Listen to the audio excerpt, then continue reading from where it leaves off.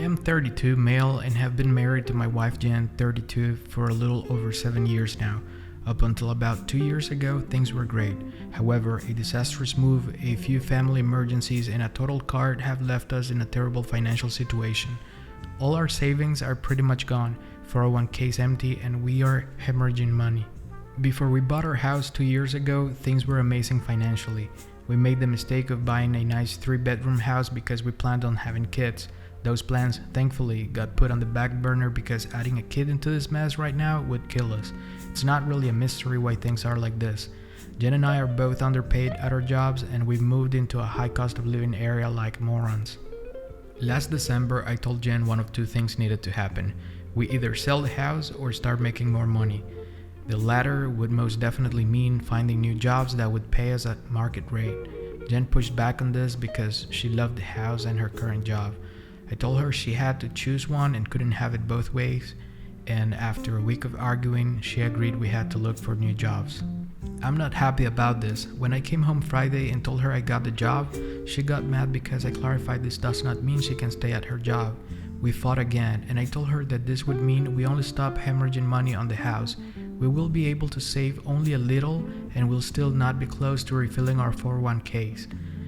Kids, the whole reason we got this house would be entirely off the table. We haven't talked much since then. Yesterday, her parents visited for dinner. Despite my best efforts to keep them out of it, Jen announced my new job to her parents by saying, "Maybe I'll stop complaining about money once I start." I don't know why I said it, but I replied with, "Oh, don't worry, Jen. I won't have to worry about money a year from now because we'll be divorced by then." Things got quiet real quick after that, and I excused myself. Her parents left shortly after, and she slept on the couch to avoid talking to me. I have not talked to Jen or her parents since last night. Things are very cold between us right now, and I genuinely wonder if I did something last night that probably ruined my marriage. Update: yeah, I messed up. People are rightfully tearing into me, wondering if this marriage didn't end when those words came from my mouth. I went to Jen last night to talk, and she refused to even say a word to me. She ended up locking herself in her bedroom and finally told me to go away. I'm scheduling some consultations with divorce attorneys today. Some people are asking about car accidents and family emergencies, mostly blaming me for them. The car was neither our fault. An uninsurance driver hit my wife's fully paid off car. Insurance gave us peanuts. The family emergencies were a handful of things that were just unluckily close to each other, and I don't think you can really assign blame to these kinds of things. People will probably say I'm covering my butt or something and still blame me. Whatever. The big mess up was the house, which is something I was 50% responsible for. I probably should have admitted to myself that I spoke my feelings at dinner and got my wish. Wow, that was a really tough situation. It's clear that financial stress can put a tremendous strain on even the strongest relationships. Our storyteller's journey shows how important it is to communicate openly and make difficult decisions together. It's heartbreaking to see how things escalated to the point of considering divorce. Let's hope they find a way to work through their differences and come stronger on the other side. If you enjoyed this story and want to hear more like it, don't forget to subscribe and hit the notification bell. In our next story, we dive into the life of a young couple who made a unique agreement before marriage. One would be the sole earner while the other would manage the home. For the first 2 years, everything seemed to be working smoothly, but when a baby arrives, the once simple routine turns chaotic. As tensions rise and arguments become a daily occurrence, the question lingers: can their relationship survive the mounting pressures and unmet expectations? What happens when their carefully laid plans start to unravel? Let's find out. A little about me. I am 30 and my wife is 29. Before we got married, we knew each other for 3 years. We decided I would be the sole earner responsible for finances and taxes, while she would be a stay-at-home spouse, taking care of the kids and household duties. We agreed she would never work and I wouldn't ask her to either. In the first 2 years of our marriage, we didn't have kids. I worked from 8 a.m. to 6 p.m. Sometimes she'd wake up and make me breakfast. Sometimes she wouldn't. I didn't mind because we were early in our marriage. On days she made breakfast, she would also pack me lunch. On days she didn't wake up early, I would eat both breakfast and lunch at work. She would wake up around 2 p.m., do household chores, and wait for me to come home. We would have dinner together and spend time going out for movies, dinners, or visiting friends at least twice a week. This year we had a baby. I took 1 month of leave to help her, which is the maximum my job allows. State leave was a possibility because the subsidized pay wouldn't cover our bills. After my leave, her parents stayed with us for 2 months, helping with the baby. I supported all the household bills during this time. After they left, our baby was 3 months old, and this is when issues began. My wife was used to her previous routine of waking up late and now found it difficult to manage caring for the baby and household chores. I offered to help by cleaning the first floor of our house and putting our baby to bed several times a week, despite working from 8 a.m. to 6 p.m., overseeing all immigration paperwork, taxes, bills, and grocery shopping since she doesn't drive. However, every day I come home, she seems angry or upset, often taking it out on me. Sometimes it's about the baby, sometimes it's about me not helping enough around the house. Today, we had an argument where I asked why she was consistently struggling with her responsibilities. I acknowledged that she had an easier life in the first 2 years of our marriage because she didn't work, but reminded her that she had planned for this baby and understood it would require more work. We had agreed she would be the primary caretaker and stay-at-home spouse, but now she would not stop complaining and we cannot stop having fights. Am I the bad one for asking her to fulfill her share of the household responsibilities? That was a really challenging situation to hear about.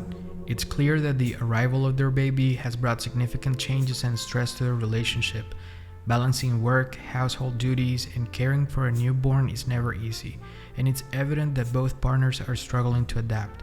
Communication and understanding are crucial during such time. Let's hope they can find a way to support each other and navigate these challenges together. If you found this story insightful and want to hear more like it, don't forget to subscribe and hit the notification bell. For our final story today, we delve into the awkward and unsettling experience of a woman meeting her future mother-in-law for the first time. Despite their engagement and 4-year relationship, she's never met her fiancé's mother in person until now.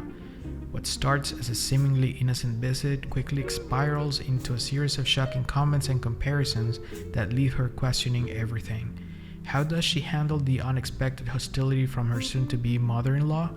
And what does her fiancé's reaction reveal about their relationship? Let's find out. We've been together for 4 years, got engaged early this year. His mom lives in a different state from us, so I've only spoken to her through texts and occasional FaceTimes, and she seemed really nice. We plan to visit his parents this month and meet up with some mutual old friends that also live there. When we arrived, she hugged me but suddenly looked really shocked. She said I was a bit taller than she expected, which was fine because I get that a lot. I tend to look shorter in pictures for whatever reason, but then she goes ahead to say that my fiancé, let's call him Kevin, usually goes for smaller women. In quote, women more like her size. I was taken aback. I immediately got strange vibes from her but tried to push it away. I just thought it was a generation thing. I know the older folks love pointing out weight, height on women. Mind you, I don't even think I'll be considered that tall. I'm 5'6", but she was clearly smaller than me by some inches. Anyways, we are unloading the snacks we brought onto the table when she asks me to help her tighten her dress. It was one of those dresses with crisscross fastens at the back. It was a bit of a struggle to tighten the strings and she just started shouting, "It must be the boobs. The dress hates them, but the men love them." When she didn't get a reaction, she asked Kevin, "Isn't that right? You," their last name, "men love a full rack. Remember how excited you were with Lexi?" I couldn't even believe it. I'm not big-chested in any way, and she just compared my boobs with his ex's? Kevin didn't even try to say anything to defend me, he just sat there. To make it even worse, she kept saying how I was the first dark-haired girl she's seen her son with, she's blonde, and kept talking about how men always go for women that look like their mothers the whole night. I told him how uncomfortable it made me feel, and he said I was overreacting and that she's kinda right. Kinda right? What do you mean kinda right? How am I meant to move on knowing I'm not even his type and his mom clearly has a weird thing for her son? He's been acting like he doesn't notice what his mom's been saying and how it's been affecting me. I'm very shocked. I don't think I've ever really been insecure about my features, but they're both just making me second guess myself. She even showed me their picture albums to show me how cute Kevin was as a baby, but she just ended up showing me pictures of herself when she was younger and very delicate. She also showed me her labor pictures and when she was pregnant with Kevin, saying that all the nurses were shocked by how tiny she was while being fully pregnant. And she said it was a shame that that might end with her given how big Kevin and I were. I finally broke and told her and my fiancé that she could be the person to marry him since she is obsessed with him. I called one of our mutual and Ubered to their place.